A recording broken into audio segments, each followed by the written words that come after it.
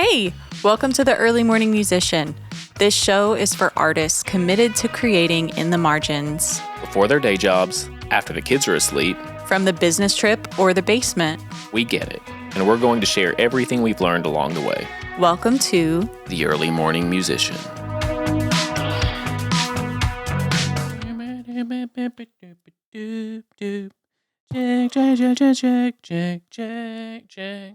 I listened to some Chapel Roan on the way to my work meeting today. Stuck in my head big time. Exactly. Yeah, it's just it's an earworm, dude. That Chaperone stuff it's good. Girl can write a melody, girl can sing. Guys, welcome back to the Early Morning Musician, episode 20. It's a big episode. It is a big episode. It's a big week this week. We have a couple milestones. Couple big milestones happening Friday the 25th. Okay. Is it the 25th? Yes. Okay. When people see this, it'll be Tuesday, because you're all going to watch it the day that it comes out. And with the following Friday, October the 25th, we have a song coming out. Yes. And it's a big one. Carissa, Yes. tell them why it is a big one. Because it's song number 10. Number 10. Guys, let me tell you something. Having 10 songs released is a huge milestone for an independent artist. Because so few actually do it. Actually do it. And I've mentioned this before a couple of times because it has been, honestly, my only goal this year was to get a minimum of 10 songs out. I was shooting for 12. Life happened. My minimum was 10. And I just by the skin of my teeth did I make it. 12 million artists release on the Spotify platform. 12 million. Of the 12 million, 5 million of those have less than 100 streams.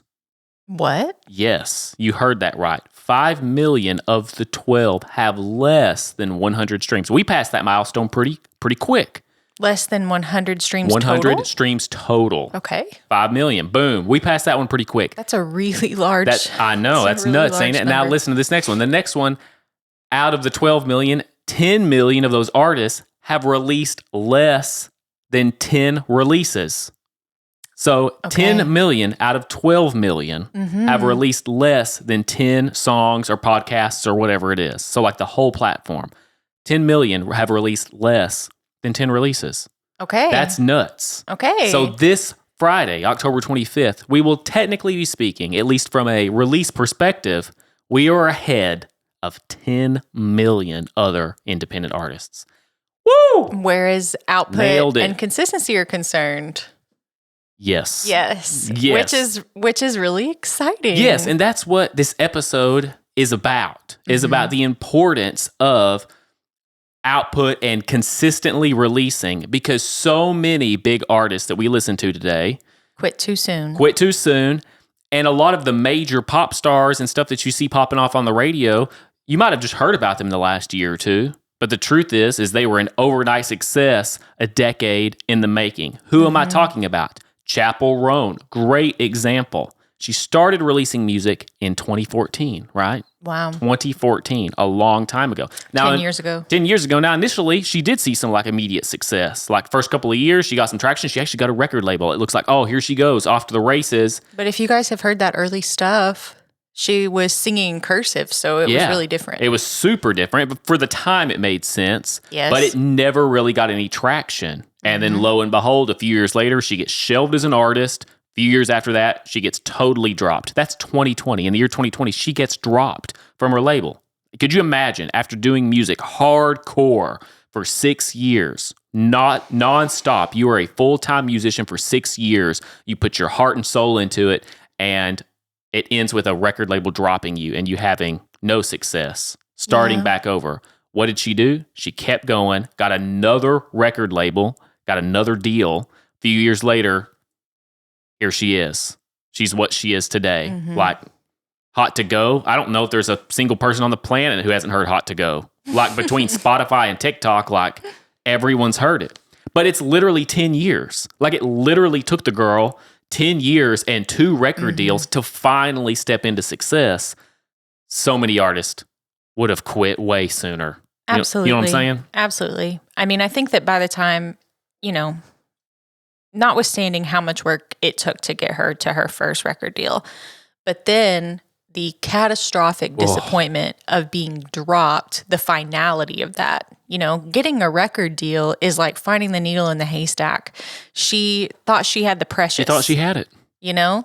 And then it's like watching the precious just fall into Mordor. Yeah, but it's like it didn't fall apart immediately. It fell apart 6 years later. Like she worked for 6 years and the record label dropped her. Like, oh my gosh, that would be devastating. And so then, she moved home. Right. Back to Missouri. Missouri, guys. And was like waiting tables. Yeah. And she could have just been like, you know what, I should go back to college. Right. I should go to school I should get a different job. I should stop doing this. She kept going. She kept going. Because she loved it. She said she loved the way that her song Pink Pony Club made her feel. Yeah. And the record label actually told her, no, you're not doing Pink Pony Club. Like, we don't like it. And dropped her. Gone. Look what it's like now. Yeah. Don't you know somebody got fired?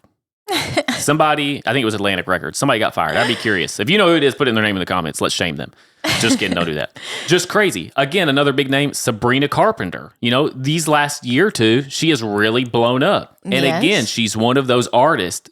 She had 2 EPs and 5 records released before she released this 6th album. That now she had some success, but nothing like Espresso. This chart-topping, Espresso, Please, Please, Please, just dominating the internet, dominating the charts. Mm-hmm. It took 5 albums and 2 EPs to get to the 6th. I actually watched an interview of hers where she said before her latest success, she was actually embarrassed because she had released so much music and didn't have what she believed was the appropriate level of success having released that much music, which immediately I was like, maybe the 6th record doesn't happen without the first 5. You know what I'm saying? Yeah. Like maybe the reason you made it to album 6 and it was amazing is because you did the 2 EPs and the 5 records. Right. That's just not what we think of when we think of music. When we think of artists and like releasing music, we think like, I'm going to put this one song on the internet or put out this one YouTube cover and hope that a record label comes and scoops me up. Right. And it doesn't happen. And it's just like, oh, well, I guess it's not meant to be. Guess it's not meant to be.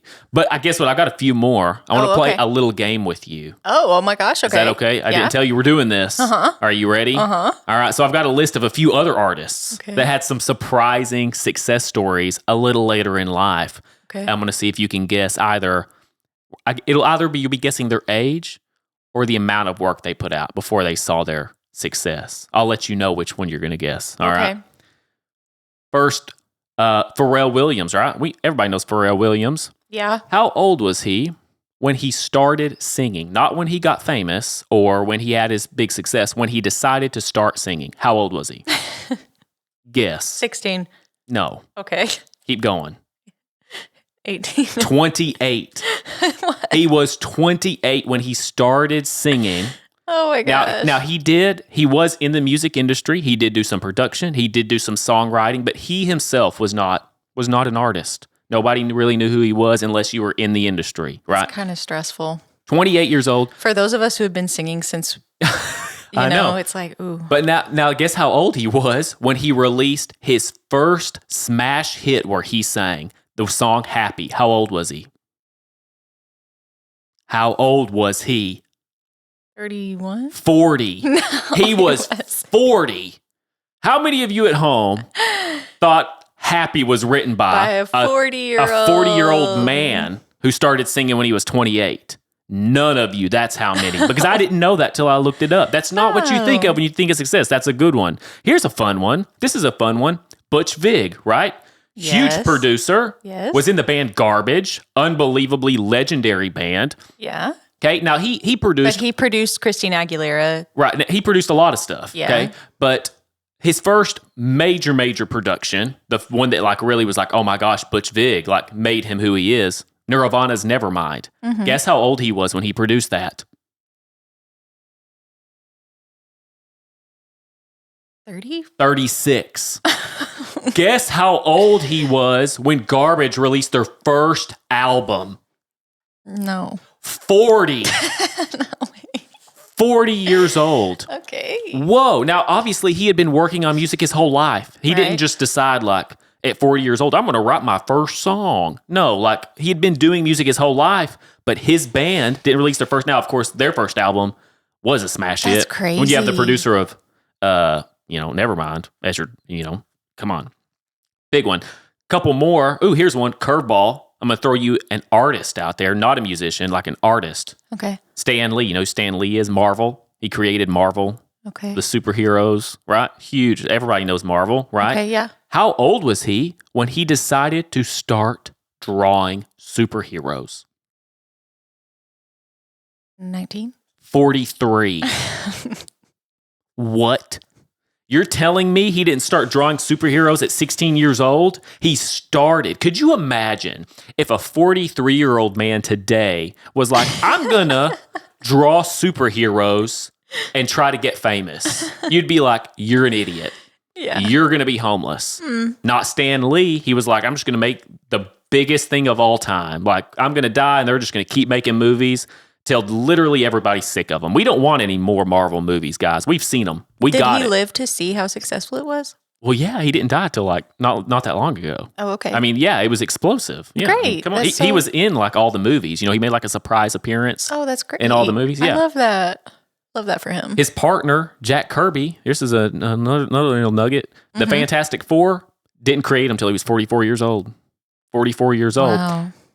A few other names: Sheryl Crow, Billy Ray Cyrus, Chris Stapleton, and 2 Chainz. All artists that did not even get started until they were in their 30s. Sheryl Crow didn't get started till she was in her 30s. Apparently, she was a school teacher. No. A school teacher? I can't wait to look that up. That's nuts. Chris Stapleton was 37. I can't believe you didn't mention Jelly Roll. Oh, yeah.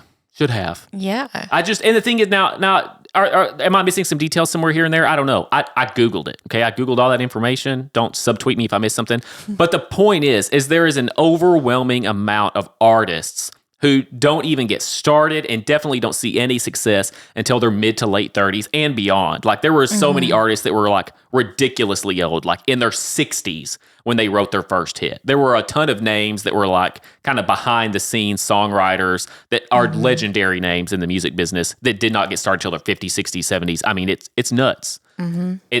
It's almost like, is it more common? Like, are we all just real confused because we see the Justin Biebers and like these people who get picked up when they're young, and then we just tell everyone else it's not for you. So like, this is why 10 songs is important for us. That's why Over Now coming out on Friday is important, because it's our first album, right? That's our first. It might take 5 or 6 before it pops off, but like, awesome. That means we're among the greats. You know what I mean? Like, Yeah. big deal. It's a big deal. Listen to our new song, guys. Yes, absolutely.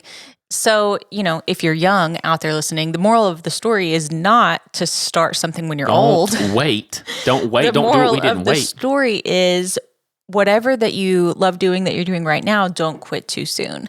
So I looked up the 5 reasons why independent musicians quit. I bet I've quit for every single one of these reasons in the past. Okay, go ahead and guess number 1. Drugs and alcohol. Just kidding. I've never quit music for that reason. Okay. That we know of. Anyway. Lack of immediate success is the number 1 reason. Of course. Yeah, so we just spent quite a bit of time covering that. We got that. Yeah. We got that one. The second reason that musicians quit too soon is financial strain. Oh, yeah. Which we understand, and we did an episode earlier this year called The Power of Not Quitting Your Day Job. Yes. Very important. Go back and watch it if you haven't watched it. And the more we have done music and the clearer it is how important marketing is, Wow. the happier I am that we have jobs.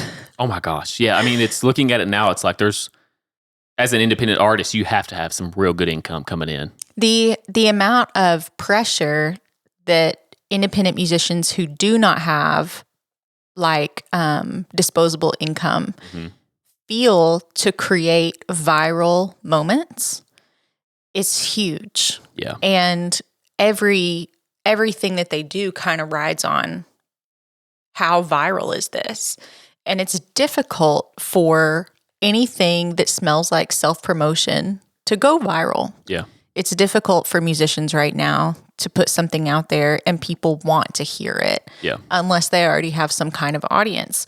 So the financial piece, being able to put money into marketing yourself, is huge. And it just, I think the freedom to create without pressure makes the art itself so much better because it's not that pressurized thing. It's like you create because you're inspired and because you love it, not because your rent is due in 1 week. So you need a viral smash hit today, you know? Absolutely. Not to mention all the other things that you have to buy to be an independent musician, especially if you're doing it by yourself. Oh, yeah, it's nuts. It's like, totally nuts. If you're not buying it, you have to be a master at mixing. And you've got to be excellent at everything, or else you're buying someone to do that for you. I mean, it's easy as an independent artist. You could easily spend $1,000 a song between production, mixing, and mastering. That would be like the cheap way out. $1,000. I think that we've done that before. I don't know that we've ever had to spend the full $1,000 because I've always done our production, so we've never had to hire that done. Oh, she's sleepy. Look at her, guys. Number 3. Hit me. Burnout from wearing too many hats. Oh, now that one has me somewhat concerned. That one's got Ryan by the throat. Oh, shoot. Well, I mean, I don't feel burned out at all. I love all the things I do. But now after, I guess the fear is like, let's say I get 4 albums deep. I haven't made it to 5, 6, or 7 when a lot of artists pop off. Do I burn out then? Right. It's a real threat, And even this, at the end of this year, now that 10 songs are out, it has been a question on my mind, like, at what point do I start bringing in other people? At what point do I start getting fresh ideas from outsiders and then like having other people carry certain workloads like the mixing and the mastering? I don't necessarily know the answer to that, but I can definitely see this game gets, and we just talked about this, but this game gets so expensive when you start offloading, and delegating. So you're either spending a lot of money or you're wearing too many hats. Yeah, and it's the decision between which one are you going to, which sacrifice are you going to make? Yeah, and I think one of the biggest things I'm afraid of in bringing other people in are the creative differences. I've tried to work with some people in the past and it just like did not go well. It was super duper awkward. And like they were either trying to take something in a direction that I didn't want to go or vice versa. I was trying to move something in a direction they didn't want to go. And I don't know. I'm holding this one pretty like I'm driving the ship, like it's going the direction I'm saying. And I just don't know if anybody wants to go there with me or not. So he's like, I'm wearing the hat. I'm wearing, that hat that Pharrell has? I'm just going to wear that big old weird looking thing till I'm 40. Yeah. That's my hat. The hat of all hats. Absolutely. What is that hat, by the way? Does anyone know what's going on with that thing? We'd have to look it up. It's the weirdest looking hat. Until you mentioned it, I've forgotten about it. I haven't thought about it in 10 years, but like in talking about this, what is that hat? Is it a thing? Like, is that a type of hat that some people wear? It was probably custom made. I don't know. I've only ever seen one. It's just his. Yeah. He's known for it. Probably custom made, it's not great. I'm just saying. It's his little gimmick. It's his little thing. I guess he's happy. Yeah. So anyway, sorry, I didn't mean to crap on your hat, guy. If you ever listen to this, it's a great hat. I think that I for sure would be burnt out to continue if I was trying to do all of this myself. So the solo artists out there who don't have anybody offloading any of it at all, like you produce, you mix and you master. Mm-hmm. I write our lyrics and I do our social media and stuff. Yeah. And then there's maybe more that I'll do later. But you're gonna do so much next year. It's and then we split some of the singing, so neither of us have to do it all. Right. If one of us was doing all of those things, do you think that we would have been able to do what we did this year? Probably not at the level. Honestly, if I was having to do it all solo, podcast probably wouldn't happen. That would probably be the first thing that I have to take off my plate. Oh, sorry, guys. And then I think social media, generally speaking, would just be weaker. Yeah, it's hard. Though. I haven't posted to social media in like I mean, you have been failing. a month. If I was paying you, you would not Be fired. You would not get paid.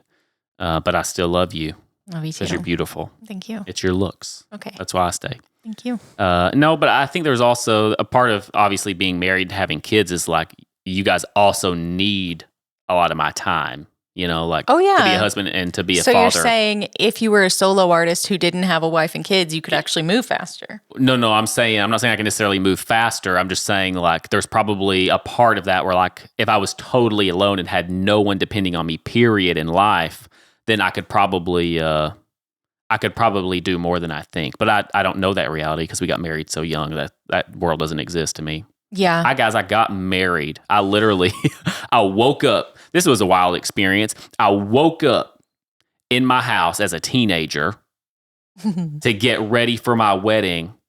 And then I went home that night with my wife to a different house. Mm-hmm. That's a crazy transition. Like He's saying he woke up in his parents' house in like his childhood bedroom. Yeah, right. Yeah. Like my childhood bedroom where I played video games. I woke up in that bed that morning and went and got married that night and went home with a strange woman. That's crazy to think you about. went home with another teenager. Whoa. Sounds weird. Not like that. We were both 18, legal adults. Anyway, all right? I think that if I had to do it all, just the paralysis of knowing that I had to do it all would be I would quit. Yeah, for sure. That's a tough one. Number 4 is difficulty building an audience.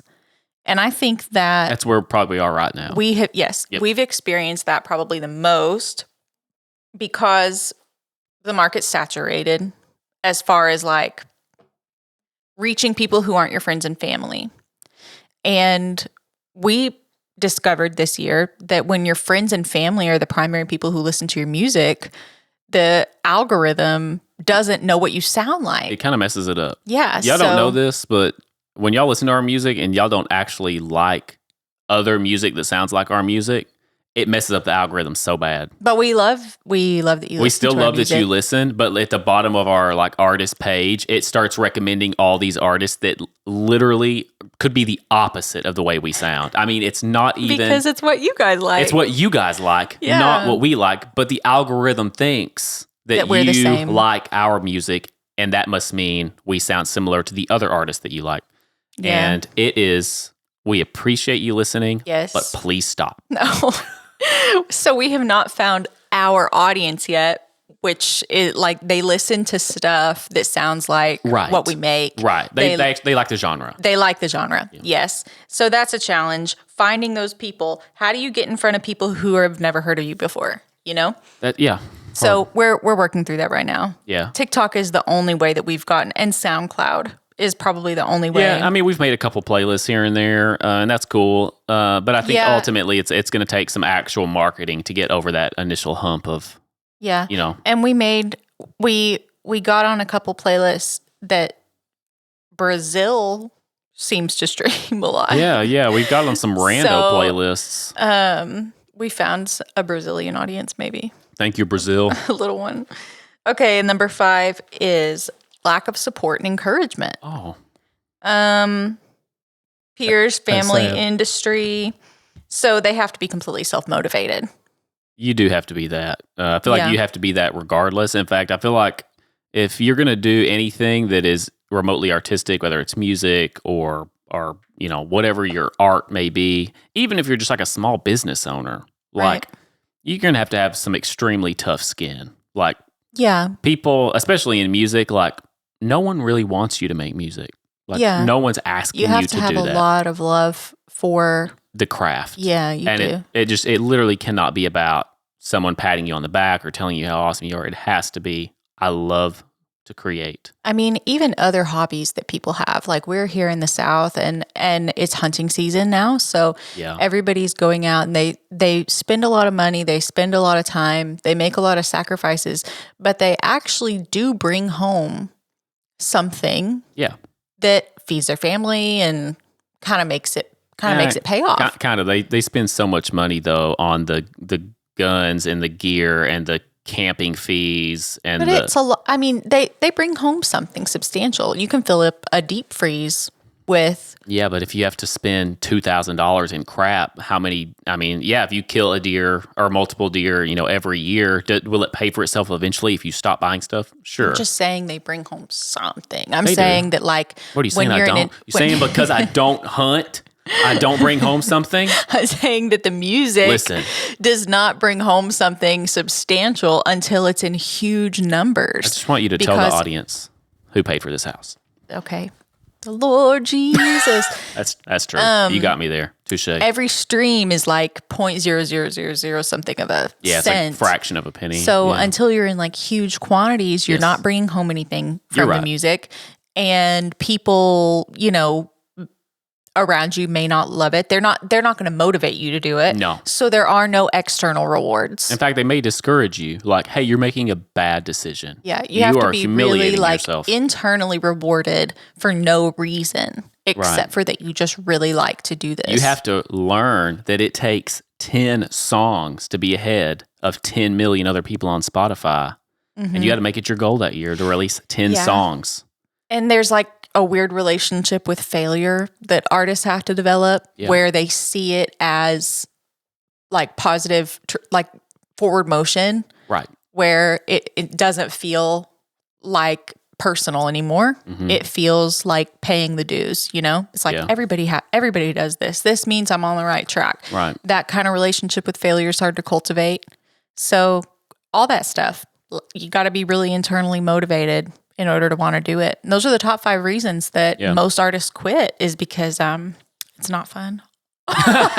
It's not fun to make music, guys. Don't Because do it's not it. fun and it doesn't pay. Just kidding. We love it. It's great. We We're do. all about it. Guys, we're super excited about this next song. It's called Over Now. Again, it comes out on October 25th, Friday. If you're watching this on Tuesday, it's just a few days away. Give it a listen if you have a chance. It was a fun one. I was feeling angsty when I wrote it and sang it, and it's just like fun and aggressive, and I like it. And I've never heard you sing this way before. So it was super fun to listen to him upstairs. Yeah, it was. Recording it while I was downstairs with the kids or cooking dinner because he was making some interesting sounds. Yeah, well, I mean, wait till you guys hear the verses. I think specifically the verses are when I kind of sing in kind of a funny kind of way. You'll just have to listen. It's really cool. I think It you're is gonna like cool. it. It was a fun one. Honestly, this is one I can't wait to do this one live. I feel like it's gonna be super fun to perform live. So I think this one might be your favorite. maybe it's up there. I really like it. It's really cool. It's really good, and it's kind of cool releasing it around Halloween because it is kind of a edgier, darker sounding song. So it makes a lot of sense. So It's kind of eerie. yeah, kind of eerie. Guys, thank you so much for joining us for this episode of The Early Morning Musician. Episode 20, song Episode 10. 20, song 10. We cannot wait to be here again next week. All right, we'll see you then. See you guys later.